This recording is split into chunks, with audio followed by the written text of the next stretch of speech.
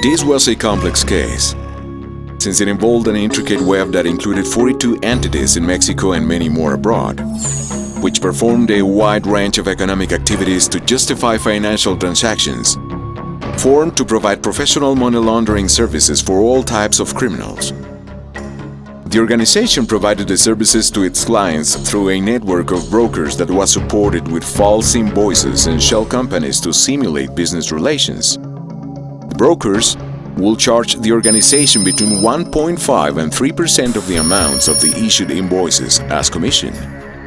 Each entity had a very specific role in the operation, since it provided one of the offered services, including cash management and currency exchange, among others, being the more abused the national and international wire transfers. In early 2013, the UIF's Comprehensive Risk Analysis computerized program detected a series of related SARs, one of which contained high-risk elements.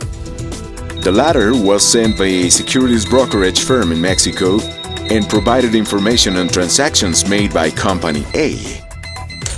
Extract of the SAR of Company A, received by UIF. An inspection visit was made to a client at the address it had reported, which was considered a virtual office as it was detected that the premises were actually non-operating. Instead, a company renting virtual addresses was found. The legal representative of the company could not be found.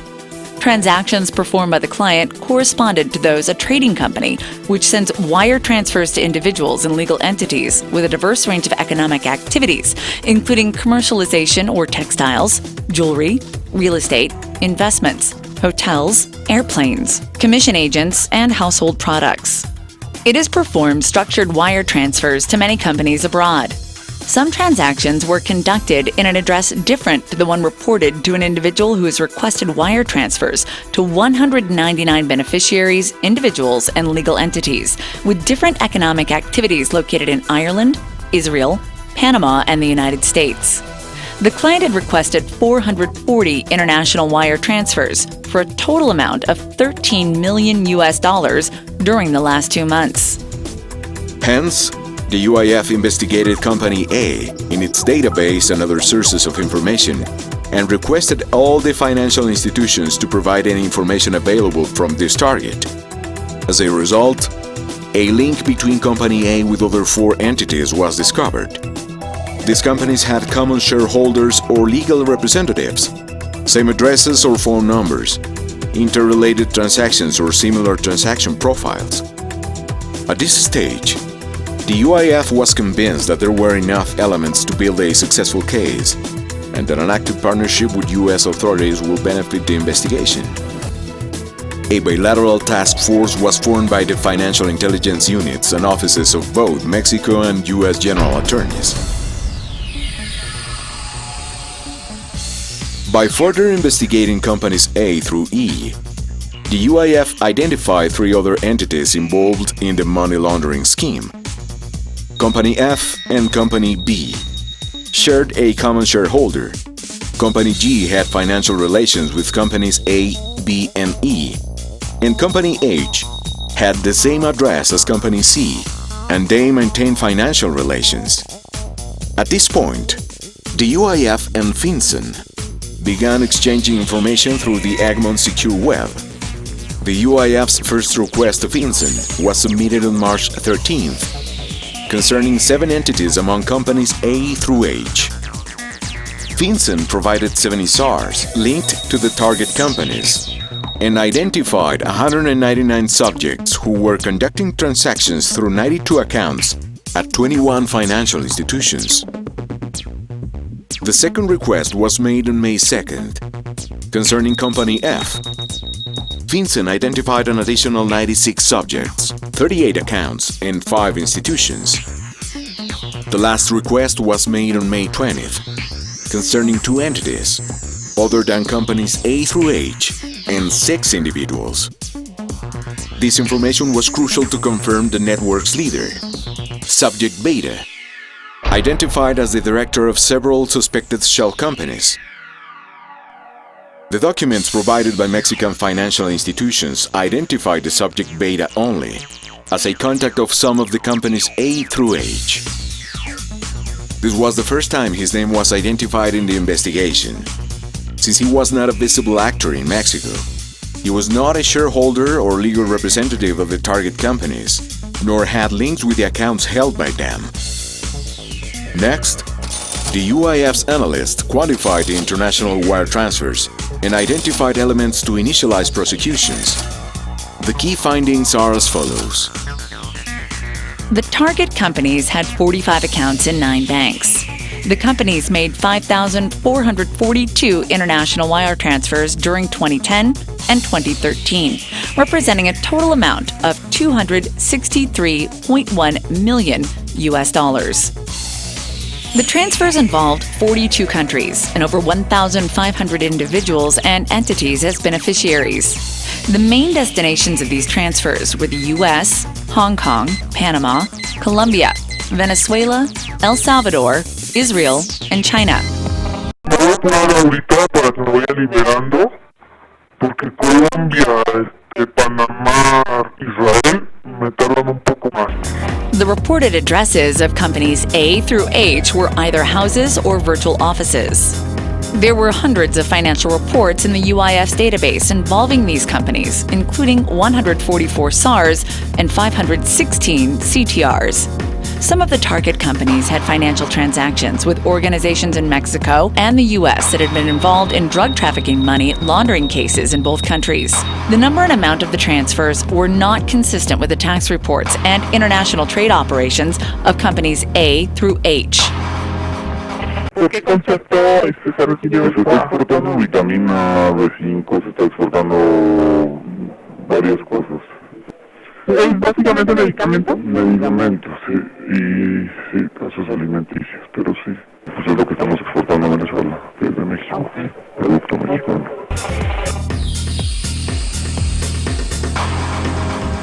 The first request for prosecution was submitted by the UIF to the federal prosecutor on September 4th. As part of the investigation, the federal prosecutor requested on October 1st, 2013, authorization to wiretap 8 phones of relevant targets. The court authorized the wiretaps for 80 days. As a result, it was possible to determine or confirm the identity of the leader of the operation and his 38 closest collaborators.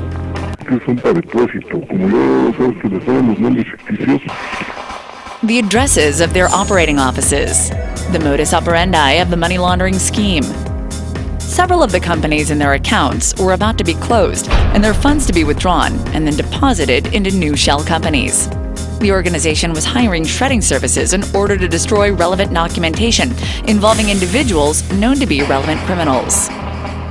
¿Cuánto me vale que vengan a mi oficina a distribuir mis documentos? Quedan como 150 carpetas. Que de una vez sea hoy o mañana tempranito ya se les pague en efectivo y todo. The UIF requested to financial institutions, in which companies A through H operated, urgent SARs within the next 24 hours of any transaction related to relevant accounts. Among these SARs, one was particularly relevant, for it included the names of 34 companies which were linked to company A through H. Extract of the 24-hour SAR of Company F received by UIF, where the new 34 companies were identified. 24 hours report.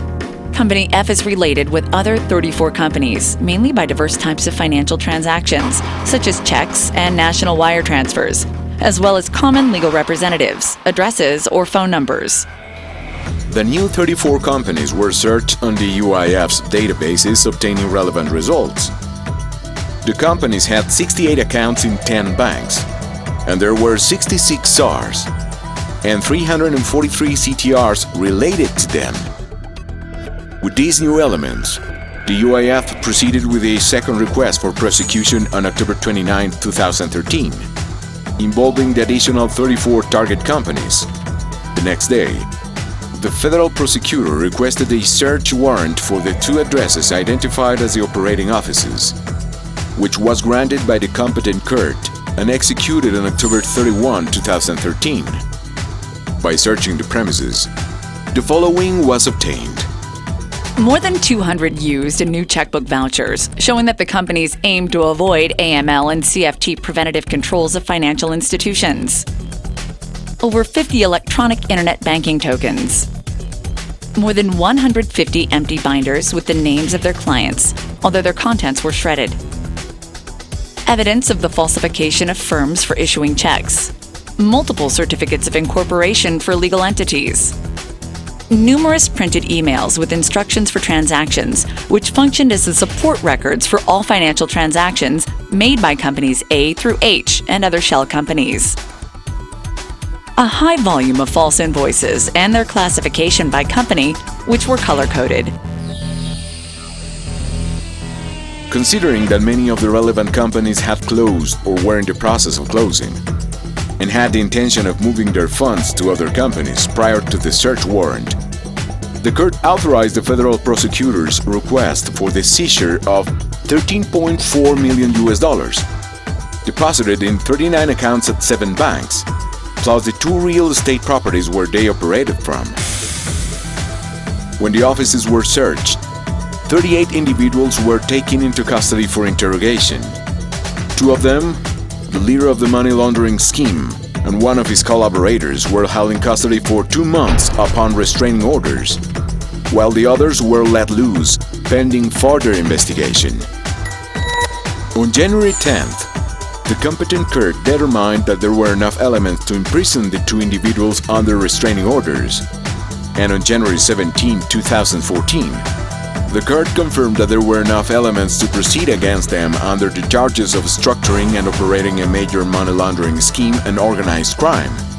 At the same time, the court granted arrest orders against 4 other individuals who are in the process of being located and also imprisoned. Additional actions might follow in the next few months, both in Mexico and the U.S.